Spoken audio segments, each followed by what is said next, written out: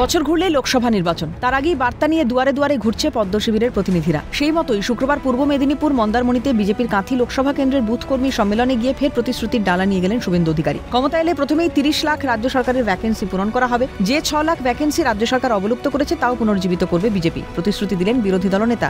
2 কোটি বেকার যুবক প্রথমেই 30 লক্ষ রাজ্য সরকারের ভ্যাকেন্সি আমরা ফিল আপ করব। যে 6 লক্ষ ভ্যাকেন্সি রাজ্য সরকার অবলুপ্ত করেছে তাকে পুনর্জীবিত করব।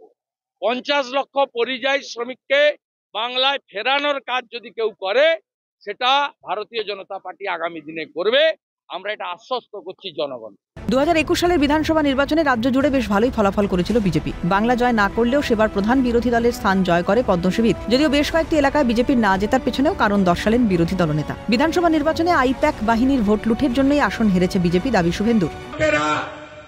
তারা নীল রঙের রেবন পরে এই ভুয়া জালি শিক্ষক, ভুয়া শিক্ষাকর্মী যাদের পরবর্তীকালে হাইকোর্ট বাতিল করেছিল, সেই গণনা কর্মীদের সঙ্গে যোগ সাজস করে আমাদের গণনা কেন্দ্রে 30-40টার বেশি আসন গণনাতে লুট করেছে।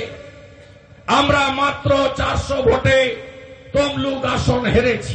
সামনে লোকসভা, তার আগে সেমিফাইনাল হিসেবে 5 রাজ্যের বিধানসভা নির্বাচনে জিত হাসিল করে বিজেপি। সেই তুলনা টেনে এদিন ইন্ডিয়া জোটকে কটাক্ষ করতে ছাড়লেন না তিনি। ইন্ডির পিন্ডি চটকে গেছে তো বিরোধী দলনেতার। সেমিফাইনালে ইন্ডির পিন্ডি চটকে গেছে, এখন ইন্ডির লোকেরা শোকসভা করছে আর ডেট ঠিক করছে গোয়ায় গিয়ে পিন্ডি দেবে। এই হচ্ছে বিরোধীদের অবস্থা। বিনোদ মণ্ডলের রিপোর্ট, ক্যালকাটা নিউজ।